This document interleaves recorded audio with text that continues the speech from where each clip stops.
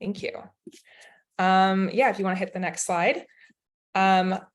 So I am Sarah Hubbard. I'm a product designer in Seattle, and I'm one of the co-founders of Seattle Women of Design and UX.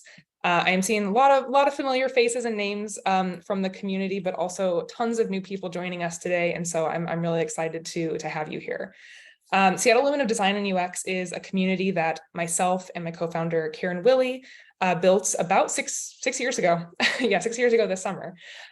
We built this because we were both new to Seattle. We were the only UX designers working at startups. We were the only women at our companies, and we were really feeling that lack of community and opportunity to connect with other women in UX. And so we started this group really as an opportunity to provide women and non-binary folks an opportunity to learn from each other, network, support each other through these events in this community. And so Karen and I, alongside with our other event organizer, Vicky Pan, we really aim to provide a stage for women and non-binary folks to showcase their expertise, hone their presentation skills, work with each other, and just network in a really supportive, empowering environment. And I just do want to note too, I know we have a lot of new faces here, so that we do absolutely welcome everyone in the community, in the design community, to attend our events and learn alongside us. So before I introduce our panelists and we get into this great conversation, I do want to say a huge thank you to our sponsor for this event, School of Visual Concepts. So Soleil, if you want to do a quick intro and flip the slide there for a second, we'd love to hear from you. Yeah, thank you. I'm Soleil. I'm the manager of student relations here at the school, and I help run the certificate programs that we have in user experience design. So we're really happy to be able to offer these kinds of opportunities to our students to help them learn a little bit more about all of the aspects of getting a job in UX, not just the details, but of the curriculum, but also a holistic approach, including these awesome LinkedIn strategies that they're going to learn about tonight. So thank you so much for joining us and for being here tonight, and hope you learn a lot. Thanks, Soleil. Yeah, SVC is always a really fun partner to work with, so appreciate you being here. And I do want to note, if you're interested in SVC or seeing more about some of their classes, I will definitely be sending out some links and other resources after the event is over, just by email too. So you won't miss out on any of that. Well, cool. Let's get off into this great panel discussion. Soleil, if you want to flip the slide. I would love first to introduce our panelists. This is a group of UX professionals who are going to be sharing their experiences with you. And so I'll go ahead and introduce everyone before I hand it off to start the discussion. So first off, our moderator, Amy Santee, her. Amy is a career strategist and coach for UX professionals, and she formerly worked as a UX researcher. She's partnered with hundreds of people to implement practices of self-research, self-advocacy, and strategy, so they have the tools to navigate the professional world with courage and confidence. Definitely an expert in this area, so excited to have Amy moderating for us. Next, we have Angel Newball, she, her pronouns. Angel is a UX specialist for eClinicalWorks, which is the largest cloud-based electronic health record software in the US. Angel often spends time volunteering for Latinitas as a mentor to young girls, and is also on the board, or is the board secretary for UXPA Austin. Saw a few Austin folks in the chat, so got a little bit of an Austin crowd going on. Next up, we have Emily DeLeo, she, her pronouns as well. Emily is a former, let me say this word right, ethnomusicologist and archivist who made, that's not a word I say often, who made the pivot from academia to UX research pretty recently in 2021. Emily gives talks at UX conferences. She writes about knowledge management and speaks on podcasts. Emily is a member of the research ops community as well, which big shout out for research ops. Wish there was more of that going on in the UX world. Next panelist is Emily Mazurek, she, her. And Emily is a UX designer at Verum, sorry, a senior UX designer at Verum. And she comes from a background in biochemistry and hospitality. Lots of folks who come from non-traditional UX backgrounds, which is always really exciting. Emily is an active UX mentor in the community and a speaker. And our final panelist, Laura Costatino, they, them. Laura is a senior content designer and strategist at Google. They have worked in UX for some of the biggest tech companies in the world, Yahoo, Amazon, Meta, and now Google. Laura is a mentor to people transitioning into UX and tech as well, which is amazing. Yeah, that's our great panel. So during our panel, you want to flip that slide, Soleil, please? If you have any questions for our panelists that we don't cover in the discussion, please do drop those in the Zoom chat. I'm going to be capturing those throughout the whole conversation. And then at the end, we'll pick a few of those and ask the panel your questions as well at the end. So please do go ahead and drop those in there. And as a reminder, I'll be sending out lots of links and extra resources at the end of the event as well. So don't worry about missing out on any of that. And now let's get started, and I will hand it off to Amy. All right, thanks, Sarah. Thanks everyone for attending. One quick question, is it possible to pin the panelists all in one screen so I can see them and everyone can see them at the same time?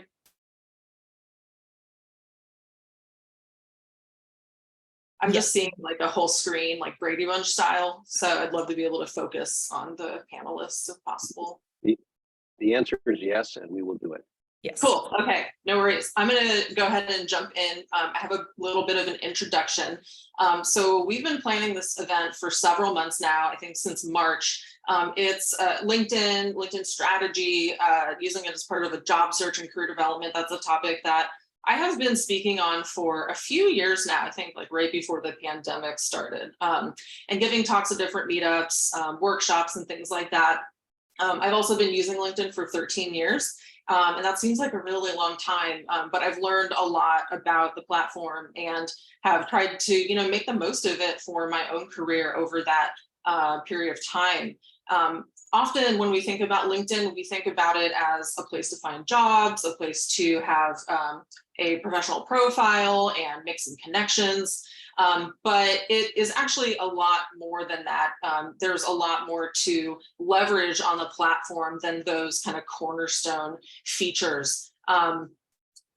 Personally, thinking back to my own career trajectory, having worked as a UX researcher in-house, as a consultant, now as a coach, it's led to a lot of different opportunities for myself, finding those jobs, meeting peers and collaborators, landing consulting projects, of course, getting coaching clients, being invited to do talks, even just staying up to date with developments in UX and learning and exposing myself to new ideas. So there's a lot of benefits. I've also come to think about it over time as a community that we can all be part of and create together with the goal of benefiting everyone on, let's be honest, a platform that is often about competition and comparison, and we have to get jobs and make money. And there is, that is part of why we are there, of course. But I've realized that we can make it into, an overall positive place where we can learn and grow and connect and help each other with our career goals.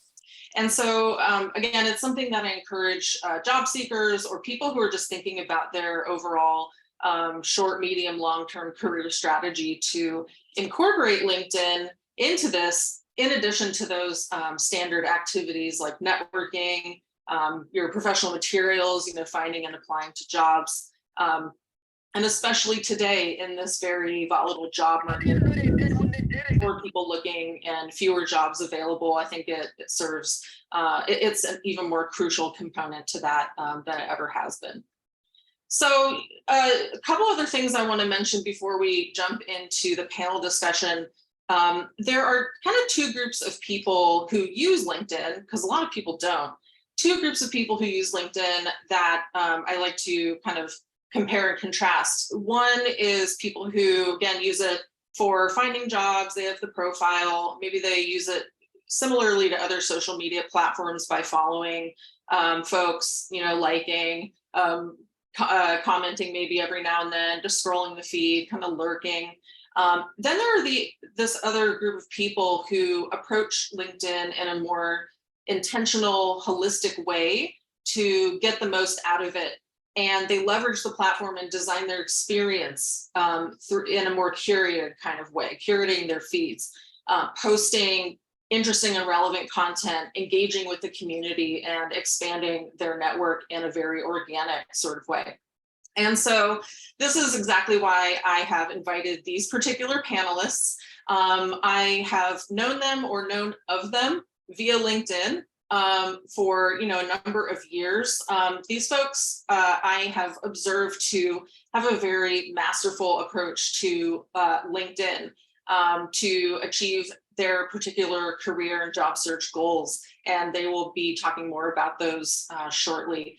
And they've done their own experimenting and learning. They have worked through the ups and downs of the platform, and they figured out how to make LinkedIn work for them. And so I'm really looking forward to our conversation where they're going to share more about their strategies and experience and advice.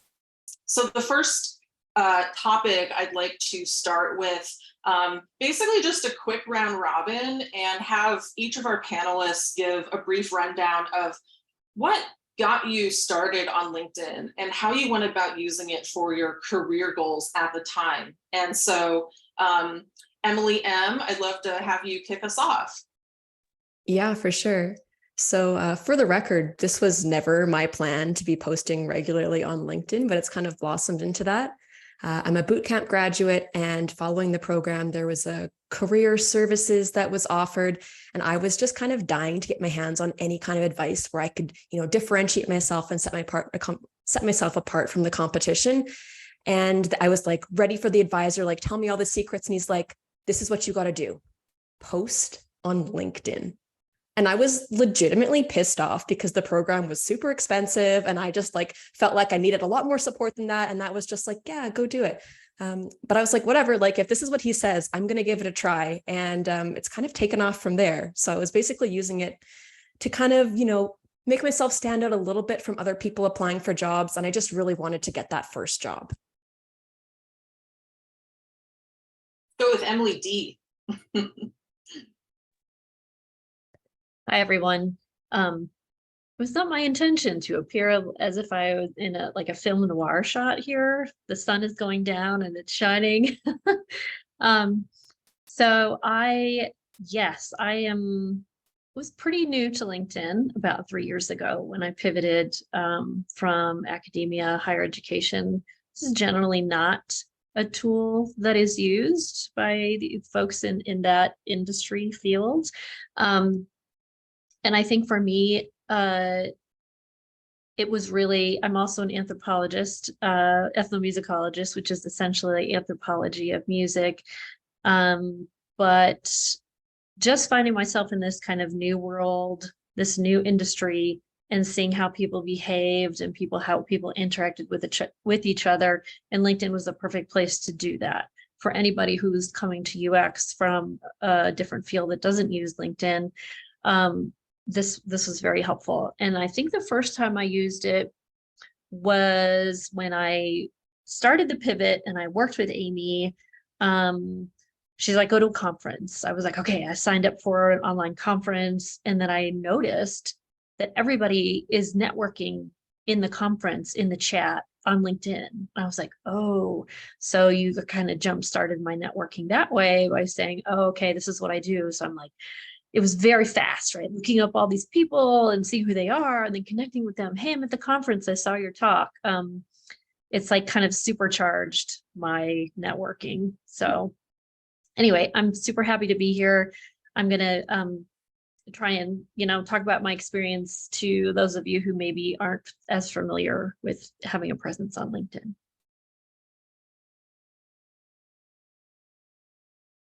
And anyone feel free to jump in as you see fit. I can jump in. So I've always had a presence on LinkedIn.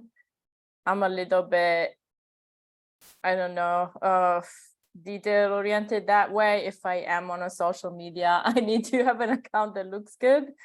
And so I always had like a filled out profile, but it kind of just lay dormant there, right? Like it was filled out, had a good picture, but I never really used it that much. And then eventually, when the pandemic hit, I decided to take a break from work when was really lucky to be able to take a sabbatical, but I started getting these FOMO a little bit, fear of missing out, and also kind of fear of getting forgotten, to be honest with you. I was going through my transition between content strategy, more kind of like on the marketing side, and content writing side toward the UX side. And I thought that LinkedIn would be a good place to interact with people. I think I was also just moved from this idea of mentoring people and being able to chat and connect as we were all going through a really tough time. And it really just all started there.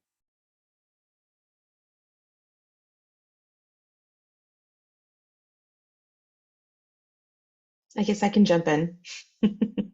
Hey everybody, I'm Angel. Yeah, I mean, when I started using LinkedIn, it was similar to Laura, where I had always had a LinkedIn profile over the years. It existed, I just never really used it much. Prior to pivoting into UX, I was in the beauty industry and then healthcare industry for a little bit, and then food and beverage in like my early 20s and teens. So it was something that didn't exist, but maybe about 5 years ago, my profile. When I was studying anthropology, it's kind of when I discovered UX, and I went into a boot camp similar to Emily, and the boot camp advisors advised LinkedIn. They started talking about LinkedIn, and so that's kind of where my interest took place, where I was like, okay, how do I leverage this? And I noticed that as well, like when I would go to different workshops or conferences, even a little bit pre-pandemic, people were like exchanging LinkedIn names and profiles and links and whatnot. And as I was in the boot camp, I just knew from the get-go, just the fact that I'm transitioning from the beauty industry, I am going to need to work double time to meet people in this industry, to learn from them, to figure out what this whole world is about, right? That I am so interested in now. So leveraging that and building, every time I would talk to someone, building that network over the time of the boot camp. It wasn't towards the end of the boot camp through LinkedIn, that I ended up getting my position in on the board of UXPA Austin, just by posting on LinkedIn and keeping those conversations flowing with people that I had already met in the past through different workshops. Got that in, got in through LinkedIn through the board for UXPA Austin, and that kind of opened up another can of worms of, kind of diving into this UX realm. And by that time, my boot camp's ending, and it's kind of like, oh gosh, now what? I still need the job. I still need to get paid, right?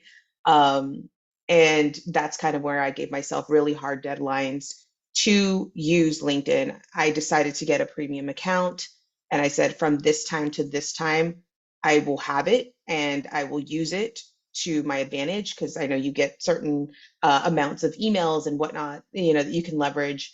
And I literally laid out the next like 2 months to finish my profile, finish refining it. But at the same time, I was like reaching out to UX professionals at a senior level from various different types of companies to have those informational interviews. And I did that through LinkedIn.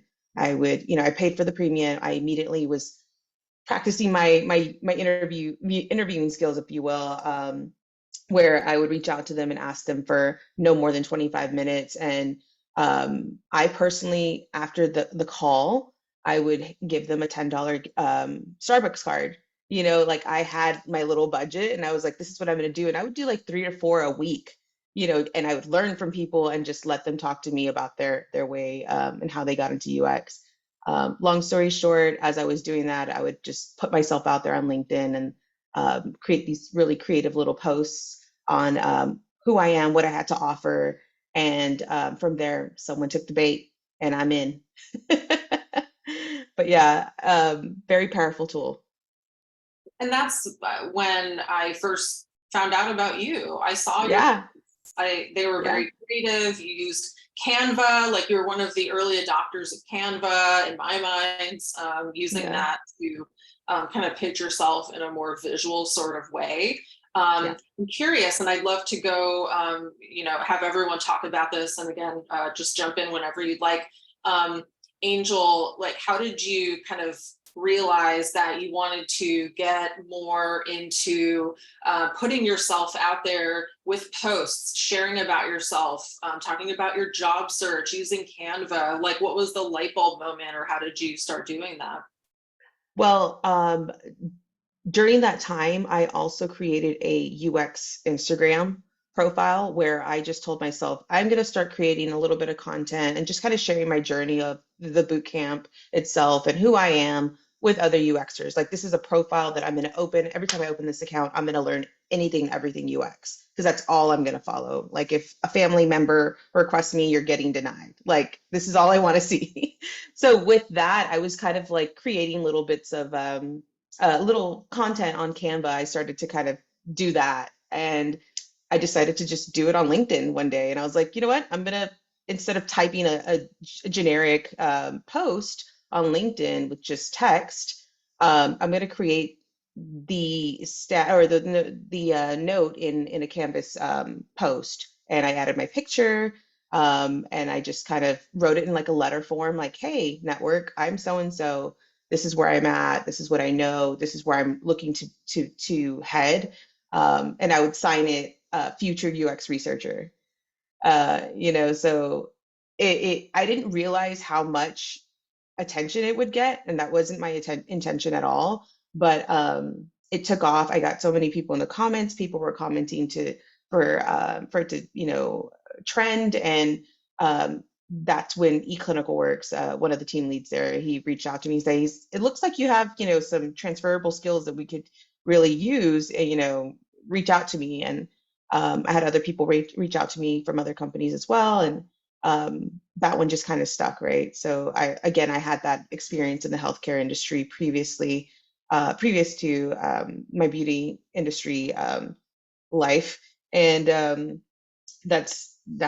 that in conjunction with what I had learned in the boot camp, as well as studying anthropology, it just worked in my favor.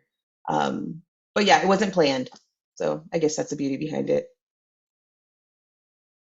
I can jump in with my light bulb moment because I definitely had one. So I was posting along like I was told to do, like a post like once a month, and then it kind of crept up to twice a month, and then it was like once a week. And I was interviewing for jobs during this time. And I actually had a really crappy experience applying for a job. Obviously, nothing good came of it. They wanted me to do like a personality assessment. Hadn't even talked to a recruiter yet. And then they're like, okay, you get ready for the design challenge. And I'm like, I haven't even talked to anybody yet. Like, this is a huge waste of my time. So I turned down that job, which is a very like unusual thing to do when you were looking for your first role. And I posted about it. And it resonated with a lot of people. My post kind of blew up. I think like over 400,000 people saw it, for like 4,000 likes. And I was like, oh, like, this is how it works. And from that post, there was like 5 or 6 people reached out to me to offer me referrals at their company. Mind you, I'm a UX designer that graduated boot camp 2 months ago with no experience. And I was like, aha. So since then, it's kind of motivated me, and I can really see the benefits from using it. And that's just one angle of one of the benefits.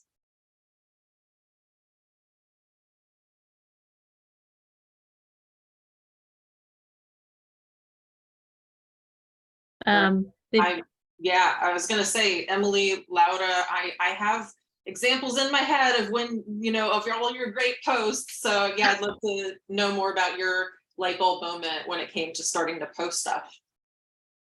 Yeah, so I think at first I just used it, I want to say for maybe the first 2 or 3 months after the first conference I went to, and just I used LinkedIn to join some groups and just to understand, like, what are people talking about in UX? Like, what are the things that people are talking about and what resonates with me? And this is, again, something that Amy suggested, like, read up, see what people are talking about and what interests you. And so at the same time, I was like, oh, there's this thing about research repositories. And I just spent the last 10 years working in libraries.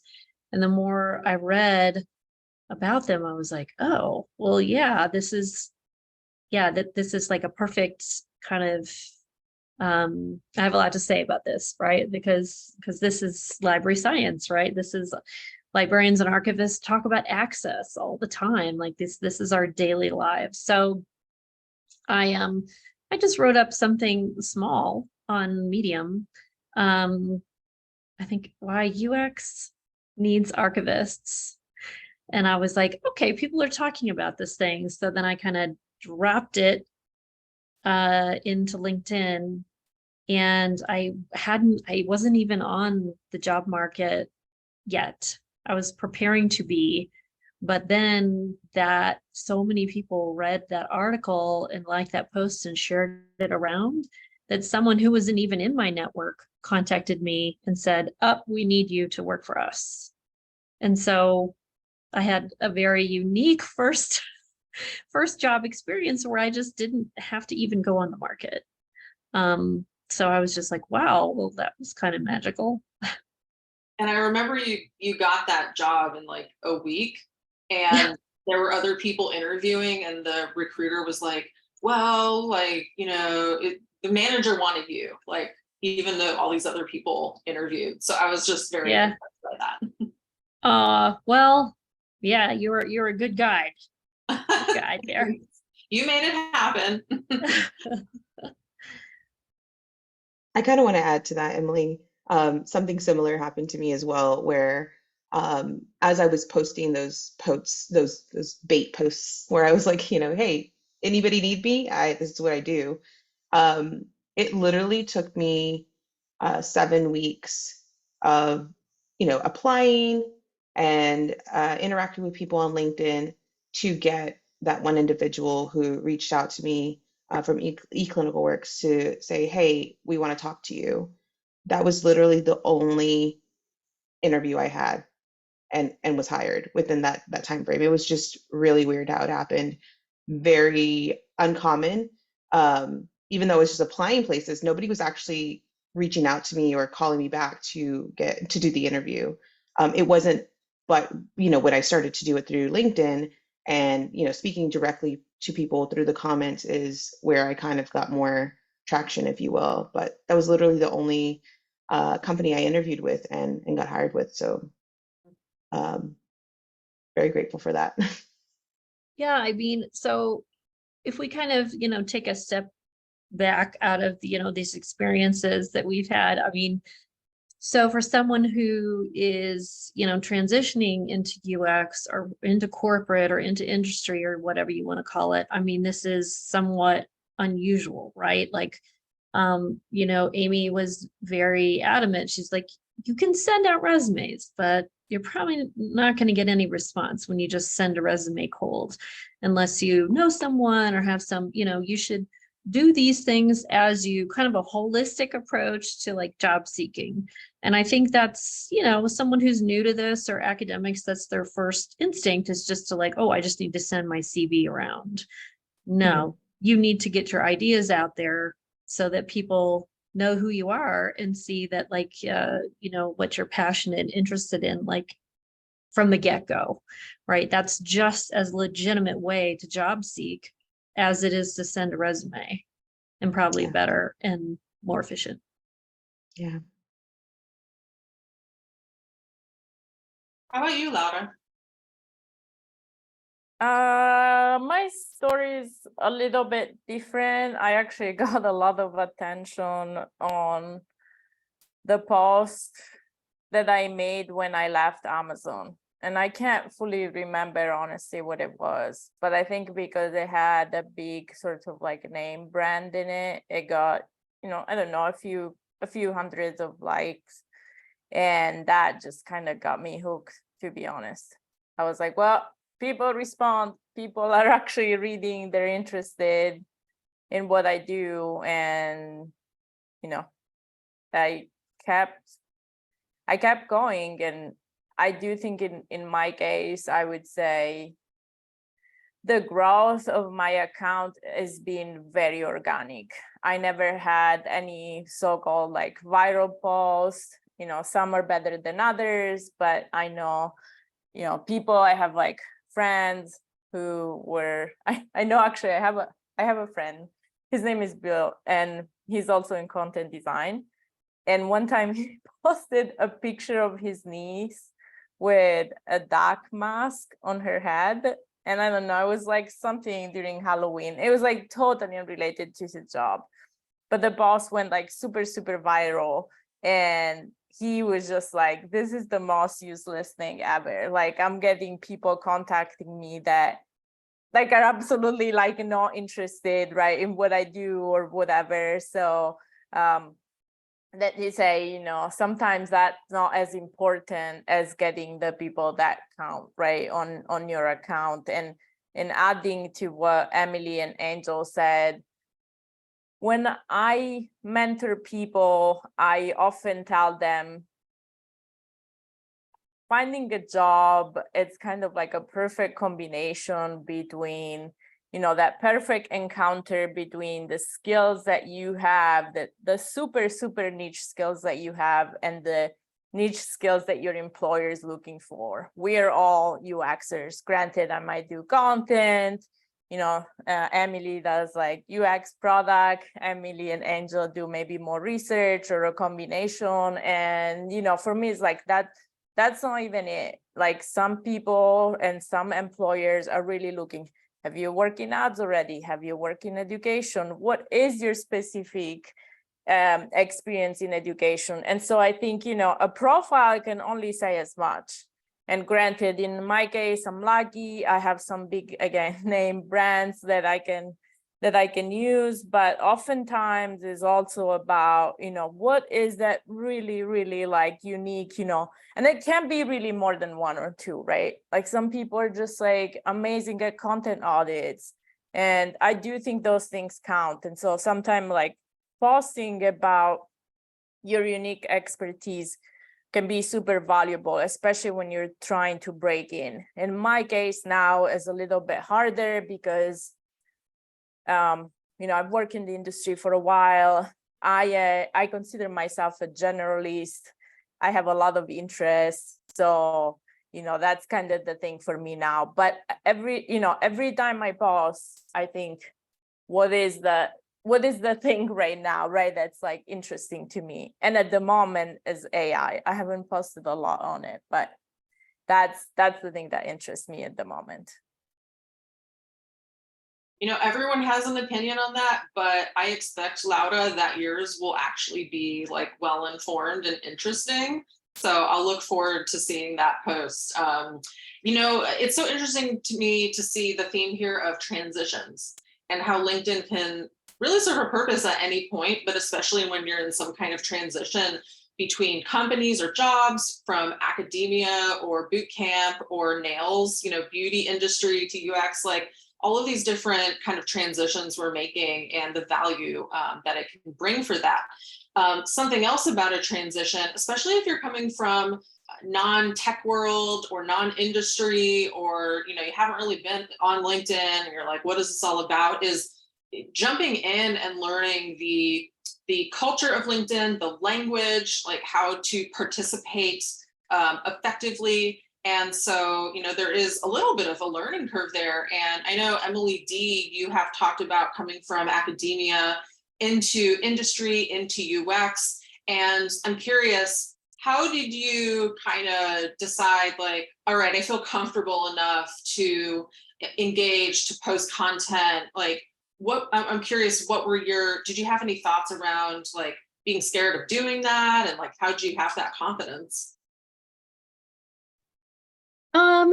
I think it was, so, I mean, first of all, part of it was me as an academic, you know, academic writing. I think we all know this, and this is still something that is a challenge for me, is the different kind of writing you do on LinkedIn, or, you know, writing for online content in general. And I had already kind of had some experience with that. I did, I guess, what is essentially content, design or whatever for at libraries, for web pages. That was like doing our web pages and writing things in a very concise way, and just watching people's presentations at conferences, right? Again, so this is another plug for if you just want to get into UX, go to a conference and watch. I was like, wow, those slide decks are just to the point. There's no extra text on those slide decks, and that's so hard for me. But I'm also just generally a more concise academic writer. So I was quite confident, I think, in my writing kind of skills and the way to communicate things. And I wrote the Medium article in that way too, right? And just kind of like read other people's writing and see what the style was. I mean, I think maybe this would be a good time to give maybe a shout out to, if English is your second language. I taught English as a second language for a long time. Laura, yes, well, you're pretty much fluent, but if English is your second language, there is a lot of nuance to writing for LinkedIn and writing and like trying to understand like what's more casual way to express yourself, what's something, a more polite way or formal way, and just getting a real handle on that. Yeah, I would just pay attention to that if that's you. But really, I think it was probably just like posting the Medium article, right? Where I was just like, well, hello, read this, and gosh, I better look back at it now, whether I tagged some folks. So I know what I did. I forgot about this detail. The people who I had already connected with and networked with, I was like, hey, I just posted this article. So I just reached out to a handful of people and personally and just sent them messages and said, oh, look, I just posted this first article in case they weren't following me yet or something like that. I think that was probably helpful. Yeah.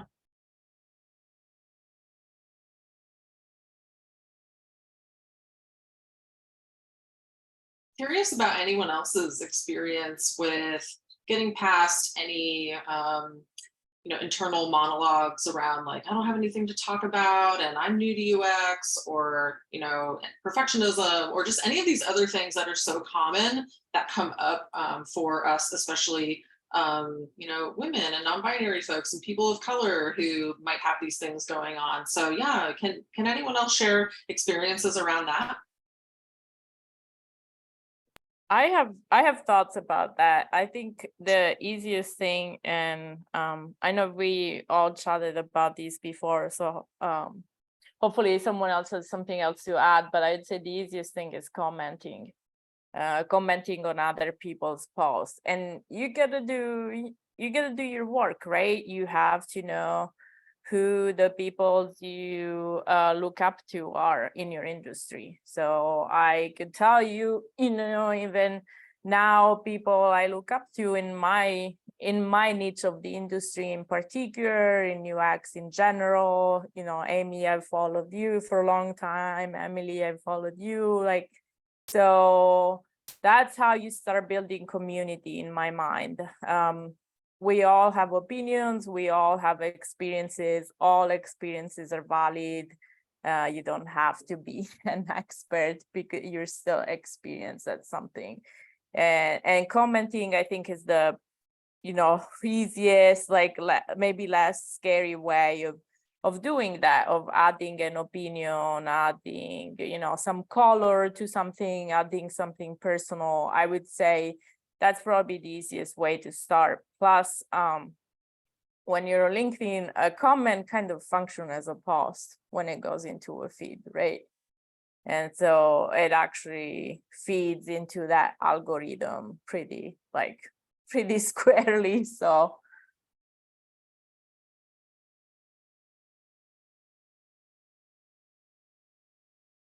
I can jump in too if you have about the question was about overcoming hurdles, right? When you're posting.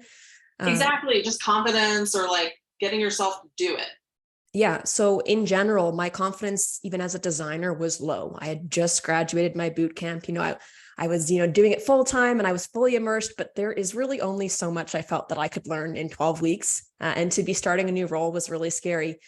So to be posting this, and then people would write back, thank you so much. You have no idea how much that helped me. Just like tips that I found generally interesting or helpful.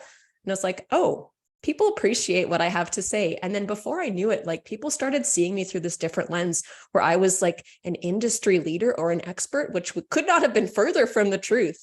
But it really did help me to overcome that imposter syndrome and recognize that I did have a spot in the community. Yeah, I think I experienced something similar as well, Emily, where the more I started posting, the more people would reach out to me and like, how do you do this? And I got asked many times, like, how do you build the confidence to put yourself out there? I don't feel like, I think someone wrote in the chat here, I don't feel like an expert and don't have anything to share. Well, not feeling like an expert and not having anything to share is something to share. So just think about where you're starting and just know that someone else is out there in the same boat. So you're not alone. And finding things to talk about, what interests you, what are the things you're curious about, what are those things you don't know that you feel like you should know, and ask, and you can start from there and ask questions right in the comments, like Laura said. I think at one point when I first got hired, I was trying to figure out how to perfect, I guess it'll never be perfected, but just reporting, creating reports for my research that I've done. It was something that was not taught in the boot camp. And I had experience just like in school doing it for like an anthropology co-op that I had to do, but I didn't practice it and I didn't know how to do it. So it was something that I was learning on the job. Granted, now I'm the one leading, creating like templates for these different various ways we can deliver reports. But I've learned so much, and I've put myself out there to be able to absorb these things. But at one point when I didn't know, that was one thing that I posted on LinkedIn, like, hey, how do other UX professionals create their reports? What are those mediums that you guys are using? Because I don't like Word. I hate Word. And what are other ways that you guys are doing this? I was reading articles, but I wanted to hear from other people, right? And yeah, it is intimidating because you're putting yourself out there and you're kind of saying, I don't know, but it's okay to not know. Everybody else, there's always something that someone else knows that you don't know that you can learn. And I think I mentioned that the other day when we were talking as a group, and just keep that in mind, that there's someone else is willing to share and help. And once you get that ball rolling and you get those conversations flowing, it's something that you'll receive that you'll be able to pass on to somebody else, right? So yeah, it's awesome. One thing I want to add, Angel, I was looking at your Instagram account, which is super cool. And I saw Thanks. you posted a picture of Articulating Design Decisions. So full disclosure, I have not read that book yet. Yeah, there it is. I still go back to it. It's such a good book. Best book, yeah. But that's definitely a skill you need to learn as a designer. So other full disclosure, I did my UX design certificate at SPC. So Larry and I go back a while, and one of the classes that I loved the most, it was actually my favorite class for a number of reasons, was this class called Soft Skills for Designers. And really, it was a lot about that. How do you present your work? How do you justify your decisions? And that's hard. Like, honestly, It's hard. Every day is probably the hardest part of my job. I'm not gonna lie, especially as a content designer, because I'm justifying to UX designers, I'm justifying to product managers and engineers. But it's something that it's a muscle that as a UXer, you really need to build. And so I think LinkedIn can be a pretty low-key way of starting that, whether, right, again, it's like through commenting, doing like really really like simple, just like concise posts, like you said, Emily. It doesn't have to be complicated. It doesn't have, if that's what you like illustrations, you like visuals, I mean, go for it, right? But I actually don't think there is a right or wrong way to do it. Not to go too much into like branding yourself and talking about it for like an hour, but for me personally, I use emojis in the text I send to like my friends and family. I don't do it because of LinkedIn. That's literally how I write. And that, if you go through some of my LinkedIn posts, you will see a decent amount of emojis because I like that. So I think, finding your style, that's going to be something that's going to come with practice and time, but starting is the only way to get that practice going. Yeah, I would love to second all of that. One thing being comments. It's a great way to dip your toes in. And it, avoid things like great post, that's not helpful, really. You can just like something, but see what you can contribute. Do you have an addition? Do you have another question? What can you share to that? And it helps you practice just putting yourself out there. It also is great for visibility. If you think about like the headline you have in your LinkedIn headline or title that shows up on a comment, it's showing up when you comment on someone's post, and whoever sees your comment might get interested in you. Oh, UX designer for blah, blah, blah, or you work at this company, or research operations specialist, right? I think that's also a great way for you to just get yourself out there. And then you can even follow up with the person who made the post and go, thanks for the conversation. It was really insightful. Would love to connect with you. Maybe that leads to a coffee chat. Maybe it leads to a collaboration, a job. Who knows, right? These things are often, just a result of putting in the effort and the time into this. The other thing too, and this has come up a few times in the chat already, around how do you, are there certain things you shouldn't talk about? Are there, there might be taboo topics. Is it risky, right? And yeah, I think these are all great questions and very legit observations. And, it's all a personal choice as to what we talk about. Different people have different levels of privilege and risks that they can take around that. I say, it's important to be authentic and genuine to yourself, but you might also consider who sees your stuff, and are there different ways of talking about things? Are there things that would be too risky for you? But there is nothing like having the courage to say something that you truly believe, or share your convictions that might really resonate with other people and make them feel good about you talking about something that maybe they're more afraid to speak about. Yeah, I want to maybe jump in there to talk about there are certainly things that I really thought about posting on LinkedIn and decided not to. For me, that was my experience as a union steward and executive board person. People are weird about unions. Some people, I'm saying this now, but I think I am going to do it because it is really kind of in the news a lot, and people are super interested. And I learned a lot about work by being in a union. I use it every day in my job. And that means I also know how companies work. And I mean, LinkedIn, yes, UX is a very, I find, inclusive, abundant environment coming from academia, which is all this scarcity of everything. People are very generous. But yeah, don't forget though that companies are assholes, and just protect yourself. Be smart about what you post to, because there's still a power structure. It's everywhere. Yeah, it is everywhere. So just be mindful of that, because I'm not your steward. But if I were, I would make sure you'd be safe to speak, it kind of sucks, but it's a bit true, right? So yeah, that's how I can be in corporate and be I I know what you're trying to do.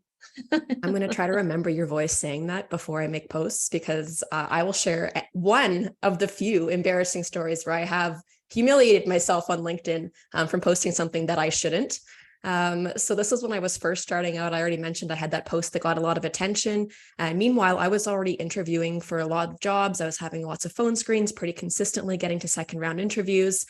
And through that, I continued to apply for jobs online. And I think we all know that dreaded, like, hey, click here to apply for the link. Great, upload your resume. Great. Now for the next 7 pages, recite all of the exact same information that's in your resume, but in a form that we can digest so that if we want to interview you, it's easier for us. And I was just like, it was like the 18th time I had seen that in the week. And I posted like something snippy on LinkedIn. I like was a screenshot. I did blur out the company name. So I was like, I'm being discreet. I'm being like, politically correct. Well, I was like continuing to have phone screens and everything, and I kind of blasted this company online. Lo and behold, I get a message on Slack. I'm in Calgary, so it's a message on the Calgary Slack channel, and it was from a guy that worked at the company. And I didn't even recognize this, but I had a phone screen for that role at that company. And he went on to say, you seem very genuine and I like what you have to say, but that post you made was like very low blow and like really unprofessional. To say that I was humiliated was like the understatement of the year. I wanted to just crawl under a rock and die. Obviously deleted the post right away, sent a very genuine apology, and by some miracle was actually able to advance into the next round. I don't know how it happened. Anyways, there's no way I could have ever taken that job and looked at that guy in the eye. Was able to actually get a different role, thankfully, but that gave me pause to kind of like recognize that, like, hey, there's a lot of You know what that means? That means they all agreed with you. There was a lot more ways that I could have said that with some more tact and been a bit more helpful rather than just posting like a snarling emoji and like, not this shit again, So it could be a lesson. No, don't apologize. That's what I put in the so chat, Emily. embarrassed, I so put in all embarrassed. feedback is good feedback. Oh, I Maybe. learned a lot that day. Yeah, I did. Oh man. Well, It thank you, happened. for sharing that. Oh, Angel, please. Of course. I didn't have anything. I was just agreeing with Emily. Yeah, exact. Yeah, it's, we learn these things and it's like, okay, is that, what was my intention there? Where's that person coming from? So I would have thumbs up that post, absolutely, if I had seen it. So yeah, that's great to reflect on. Thank you for sharing that. I want to move on to talking a little bit more about LinkedIn strategy, or just thinking strategically about LinkedIn, which really to me just means thinking intentionally about how you use it. What are the goals that you have for the platform? Getting a job, making more connections, being invited to do talks, like getting people to sign up for your newsletter, go to your UX Instagram. You have these things in mind and you have to decide, well, how am I going to spend my time? What activities am I going to focus on? If I'm networking, who do I want to connect with? If I'm posting, what do I want to post post about? So there's, time management things. Again, that being intentional and consistency and all of that stuff. So I'm curious, like, can maybe Laura, if you want to start us off, because I know you've thought very specifically about this and you have like a tone and guide content for your content strategy on LinkedIn. Like, you don't have to do that, but you have thought a lot about that intentionality. So what comes to mind for you for best practices? Yeah, I think this is such a good question. There is so much to say. I did come up, it's actually just in the notes in my phone. It's nothing really crazy, but I did come up with kind of like a voice and tone type of like guideline for me. For once, because that's what I do. I don't know, it's almost at this point like second nature, and it kind of helped me put some boundaries around. I can be really snarky. If you know me in person, I try to tone it down in public events, but I definitely have all sorts of like spicy takes and strong opinions. So that kind of like helped me just put some constraints around the things I want to say. I did get into a terrible situation as well, where I actually made a joke to someone who has a huge following working for a really big company, asking if their content was written to, if AI had written their content, and the response was the person screenshotted my name and like publicly shamed me for, I mean, definitely it was not the nicest joke. I admit it. It was a pretty bad joke for sure, but the response was really, really intense, honestly. So, anyway, I try to have some constraints around not necessarily what I say, but more how I say it. And then I think, Amy, you had mentioned something else that I'm maybe forgetting at the moment. Let's Oh, talk the about- one. Yeah, being intentional with how you use it and how you spend your time.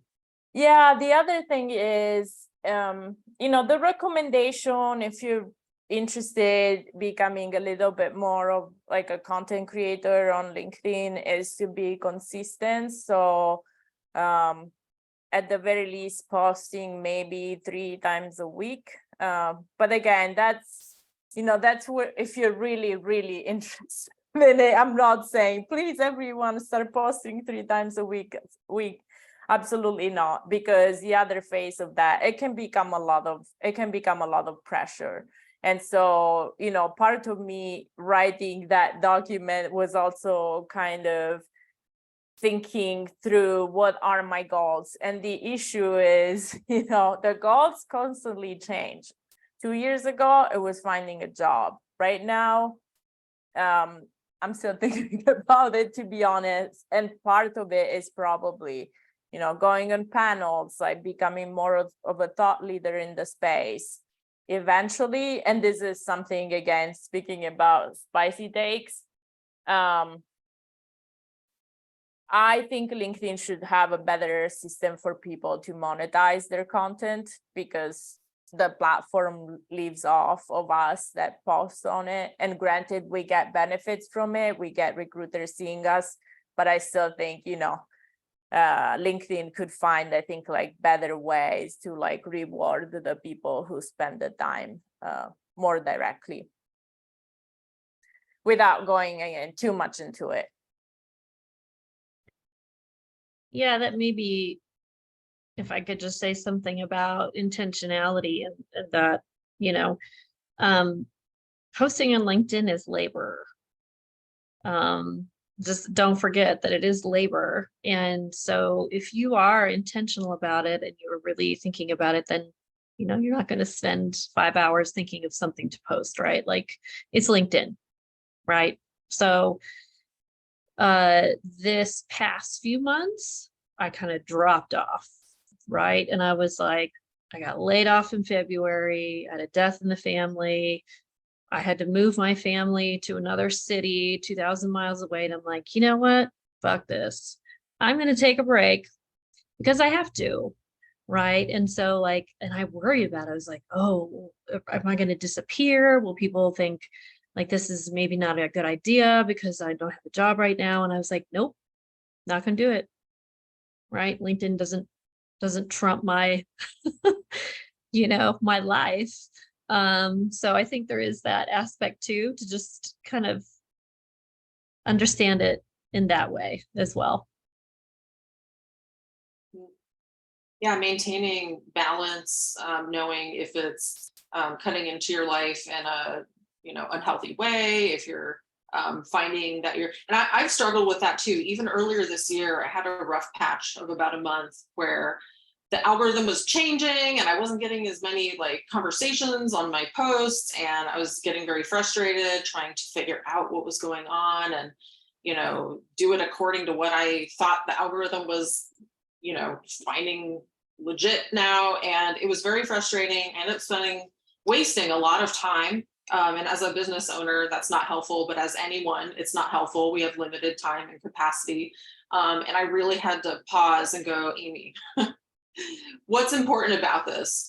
If you're not seeing similar activity, does that matter? Like, what really matters here? What matters to me is the conversations, comments, that sort of stuff, the likes and all of that. Like, those types of metrics are indicative of something, but I had to really step back and check myself, and just, reset, I suppose, and change my expectations and shift the amount of time I was spending. And I'm still on there fairly frequently, but not obsessing over those metrics anymore. So. Yeah, I definitely Emily. resonate with that. I've set my own boundaries too. Actually, about a year ago, I turned off all notifications on LinkedIn because it was consuming my life. And every time I got a notification, I'm inclined to check. And rarely is it ever anything that is so important that needs immediate attention. Almost, I can't even think of a single example to share with you right now. So that really helped in setting boundaries. And I'm never going to post more than twice a week. I know Laura had great advice that if you want to post 3 times a week, I'm sure that would be more beneficial for the algorithm. I'm not going to do it. It's just not worth it to me. I need to have that balance there. And you can make your own rules as well. If you want to post once a month, once every other week, that's still better than the majority of people who aren't posting anything at all. So it's really easy to fall into that trap of, I need to post 5 times a week. You don't. So feel free to set boundaries and just go with your own pace. This is not like a magic, formula to be the winner at LinkedIn. Absolutely. So the last thing I want to cover, we've talked about initially what got us on to LinkedIn, and specifically with posting content and engaging with the community. That has led to, for some of us, our first job in UX, or, transitioning to a different job, general career development type stuff. I'm curious, in addition to these short or medium term goals that you had in mind, what have been some of the other longer term or dividends that your LinkedIn activity has landed you? Additional jobs, invitations to participate in professional activities. I'm curious how that's gone for you all. And Emily, maybe Emily D, I think about you because you got that first job, then you just kind of blew up in the UX research operations world, and you were doing all of these different Yeah, you could call it that, or flash in the pan, whatever. It was like the repositories trend, and I kind of knew it. I was like, oh my goodness, look, I'm an expert. And it was a little bit of a happy coincidence, or some kind of universal something, right? That where I just happened to be coming in and everyone was talking about repositories, and there just aren't a whole lot of librarians in this space in UX, right? So I was like, oh, well, sure, I can say these things. And, if you do read my stuff, know that any librarian would write what I wrote, right? This is not, anyway, just thought I'd throw that in there. But I used LinkedIn a lot to, I think to link to articles I wrote, and also when I was more involved in the research operations community, which is a great organization, and just between jobs I was involved with that, and we did some work, and I got to kind of show that I was part of that. And I did get invited to speak at an ops conference about a year ago, which was just awesome, fantastic. And it just kind of kept spinning that way. And products, I think Dovetail, I did a blog post for Dovetail, I did one for Dualo. And I just, as of yesterday, got my first kind of consulting gig. Which makes more sense to me, right? Because companies aren't hiring librarians, but they do want someone to tell them what to do. So I'm like, okay. So now, thank you. It's a small gig, but it's okay. It's in that way, I wouldn't have gotten that wide of a reach, right? Without LinkedIn, for sure. And And I really have been pretty minimally active on it, I would say. So I think, yeah, being strategic about it, just making sure that you just have a wide network and you reach out to folks, things like this. And when you present at conferences, people will connect with you, right? So it kind of just builds in that sense, right? Because the more well-known you are and the more kind of things you do like that, more people will just connect with you. I feel like for a while I was so busy, people were just connecting with me, but I wasn't connecting with anybody because I was like, I was just like trying to work. So it's just kind of exponential. I can tell a story about the best or the most impressive thing that I've earned, I don't know, from LinkedIn. I got a job offer and it happened very unexpectedly. A recruiter reached out to their friend who was a recruiter to refer me for a position that I didn't apply for and didn't know existed. Took the phone screen call because I'll always take an interview. It's great practice. And the first interview was with the CTO. And I was like, this is a very odd first interview. And we got along pretty good. And he's like, I'd like you to meet the team. And I was like, okay. So I had a half-hour phone call with 3 people on the team. And he's like, we'll talk next steps. And I was like, okay, like, I don't know. And he's like, yeah, so we got 4 thumbs up. We'd like to offer you the role. No portfolio presentation, no reference checks. The salary was almost triple what I was making. And from posting on LinkedIn, that's literally how they found me. It's still kind of unbelievable to think about to this day. But yeah, stuff like that happens, and it can happen to you if you're just posting on LinkedIn. That's literally all that I did to deserve that. I like the levity that we're moving toward here.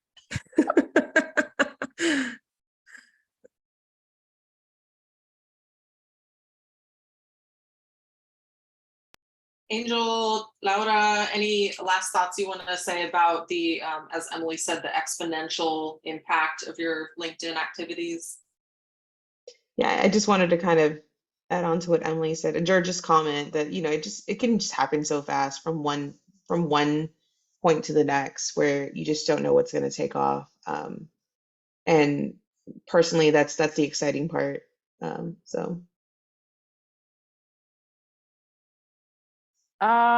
Yes, I mean, I did a few interviews. I was on a podcast. I am here right now. I got invited to a conference. So definitely all things that were super cool. And, you know, I try to give back to the community as much as possible. People were good to me and I want to be good to them. I had to set some boundaries for sure, like we were saying earlier.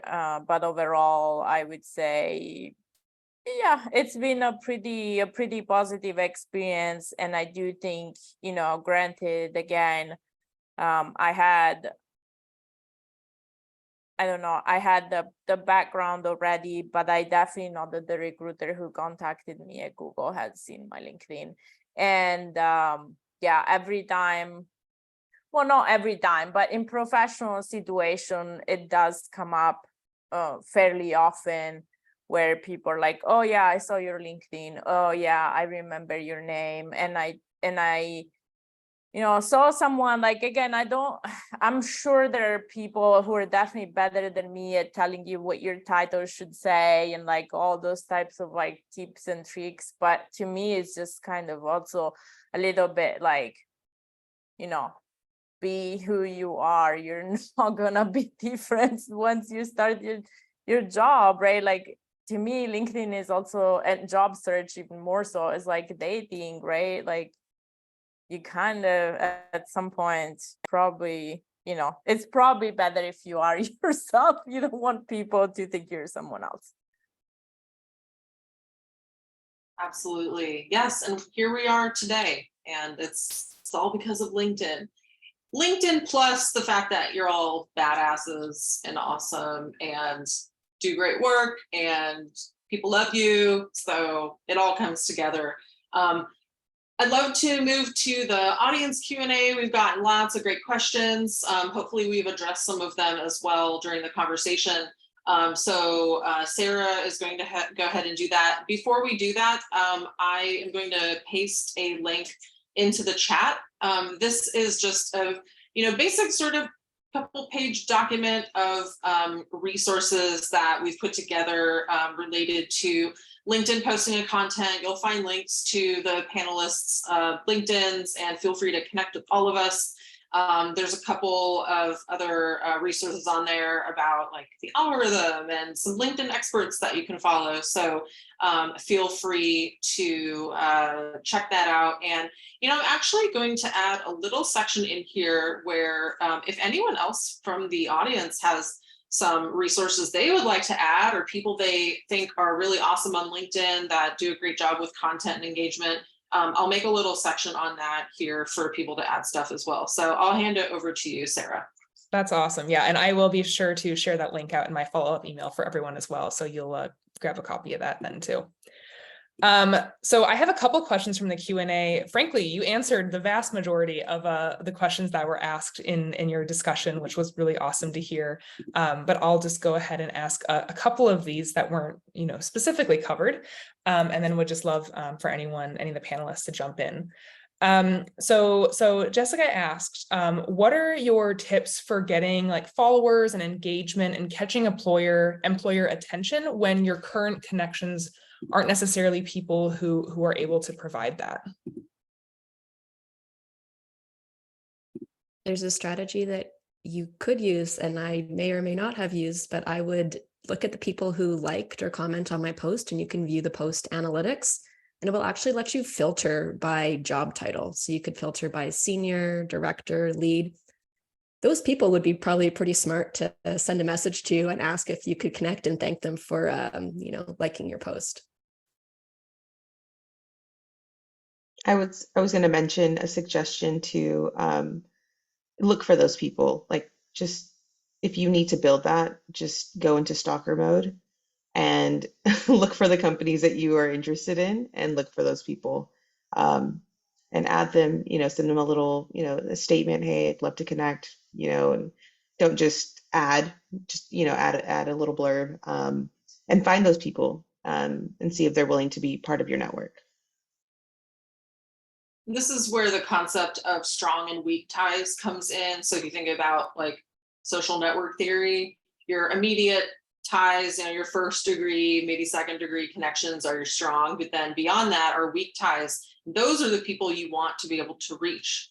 And so you post something, someone likes it, this other person, to your point, Emily, the person who wasn't even in your network, saw your post about research repositories. So that's the idea of the network effect here. But also going back to commenting, find people to follow, see who your other people follow and follow them, be part of those conversations and comment and engage, and then you can make a direct connection with those people as well. Yeah, 100% to that. I actually hire someone who's like comment, not just hire them because they were commenting, but I learned that this person was specifically interested and knowledgeable of content engineering when my team needed someone, a consultant on that. I kind of knew where to go right away.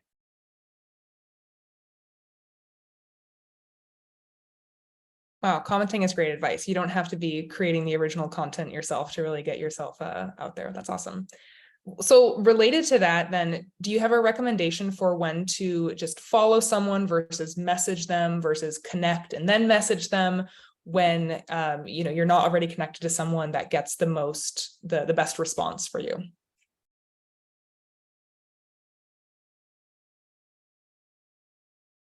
I would say for me, follow is the first step.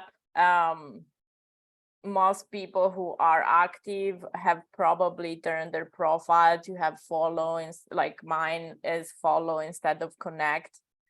I connect to everyone, but I know a lot of people who don't.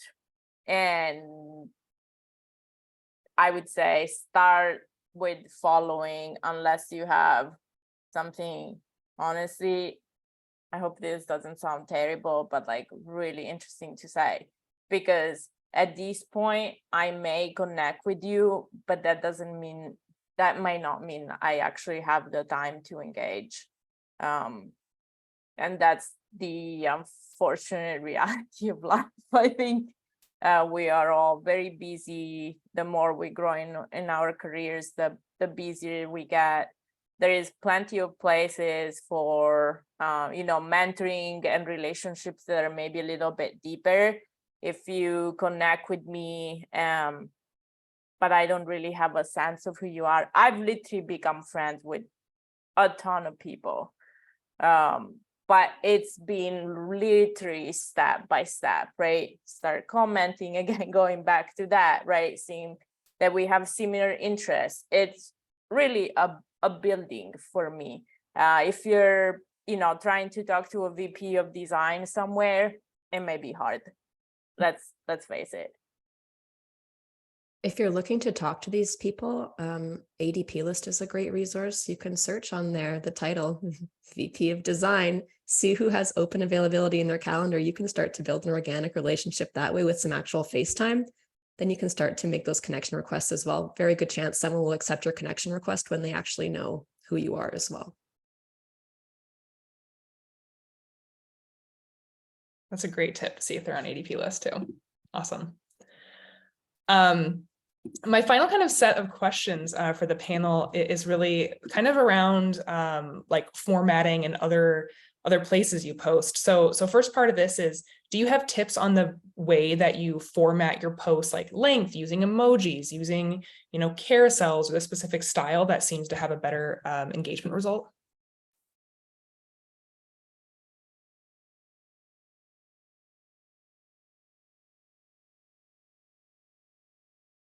Well, I'll jump in first and just say experiment. See what you enjoy, see what is efficient. Are you really good at writing? You process well with writing? Are you more of a visual person? Do you want to spend time? I tried to create a carousel once and I don't even want to say how much time I spent trying to make that shit, and it did not go well. And so I learned my lesson by experimenting. But some carousels do really well. Videos can be great. It's just like, what do you enjoy? Experiment to see what works, and look at what other people do, and if it is something intriguing to you, like Canva, or video with captions, that sort of thing. But good old fashioned text posts, which I mostly do, those can work really well too. So it's like, really the question is, how do you kind of intrigue someone immediately to get them to like engage with your content? Yeah, I'm with you on the carousels. I just don't have the time of day. I'm really going to out myself here, but I really try not to spend more than an hour on a post, which sounds like a lot, but really like it's not. If you're like overthinking everything and like looking at the words and then looking up like, to thesaurus.com, do I need to like, it can really be a lot. So text posts are usually what work really well for me. If it has an image, sometimes it performs better for me. The posts that don't perform well are ones where I have a link embedded in the post. So that's why you'll see people usually post the link in the comments, but even those are being penalized now. So take that for what you will. Experiment seems like a good call. So Angel, you had mentioned using tools like Canva for your posts. Are there any other tools that y'all are using to sort of add to your LinkedIn posts or create your LinkedIn posts outside of it? I'm not using any other types of tools. I'm not sure if anybody else is. And that was work in itself. It is if I'm creating it, and which I kind of just stick to the same colors and same branding. But when it comes to like what I'm posting on Instagram, but when I was using those Canva posts on LinkedIn early on, it was more for like the job hunt. Then I kind of like branded myself into like the Instagram post that I was going to create. But I'm at a point where I may or may not start transitioning all of that into LinkedIn. So I know what I'm getting into. I just don't know if I'm ready yet. It's a lot of work. Yeah. I think the one bit of advice, and I think I commented on one of those questions where it was like, what are you using and outside of Canva, whatnot. The goal there is just to, should you use emojis or how should you do it? Just be yourself, try to sound like yourself, because even when you do get hired, or if you already are hired, you'll know that back to like kind of what Laura said, like public speaking is not going to go away in this industry. You have to practice it. This is a great place to start. And you have to kind of build that confidence as you go, in order to, relay the information you need to relay, in the work setting, based off of your research or whatever design decisions you're trying to advocate for, right? And it's very important to have that in your toolbox, and sound like yourself at the end of the day. Like code switching is stressful. So it's okay not to, it's just try to sound like yourself. It'll be one less thing to worry about. And just be genuine about your questions and your curiosities, stay curious. And the rest kind of just flows through. I love that advice, Angel. I think, yeah, there were a couple questions about how should I make my profile, or I can't think of anything to post. And I think, if you are someone who is transitioning to UX or to this industry or are new, like, for me, I'm like mid-career, so I had a lot of work experience to kind of ponder and think about what I was bringing to UX, but you know what? Everybody does. And a helpful exercise for me was to go back to like the very first job I ever had and just like write down all the jobs I had, starting from whatever high school on forward, and kind of just reflect on what I learned through all of those different, like most of us have like a random jobs that we've been involved with, and just like what skills are you're bringing out, right? Like, and you kind of never know, right? So the company I'm contracting for now deals with farming and farmers, and for the first time I was like, oh, I grew up on a farm. I get that. Those farmers don't have time for you. They don't have time for anything. Like, so, you really never know. And I think in terms of your profile as well, just being really authentic, especially in UX. I mean, yeah, there's so many damn reasons not to try and invent something that isn't you, right? I mean, compared to when I was, 20 years old, this is great. You come as you are. And, you make your LinkedIn profile you through and through. It's, yeah, the only way. Well, I couldn't have asked for better advice to to end our event on. That was a perfect wrap up. I want to thank you again. I want to thank everyone who joined us today, SPC for sponsoring this event. Amy, so grateful for you to have curated this incredible panel and all of the questions and brought us together. I think we learned a lot of really helpful information, and definitely want to thank our panelists, Angel, Laura, Emily M, and Emily D. Your advice and your experience has been incredible to hear. And I think your authenticity here was really incredible, and not something that we get to see every day in tech, and that's really special. Thank you everyone so much for joining. I will, like I said a couple times, I'll follow up with lots of information and all the links we shared and information on our wonderful panelists. And I hope to see you all at our next event. And if you follow us on the meetup group, you'll be able to see when our next events are. And we will see you then. Thank you again, everyone. Awesome. Thank Bye, you. everyone. Thank you, everyone. Bye-bye. Bye. Bye, everyone.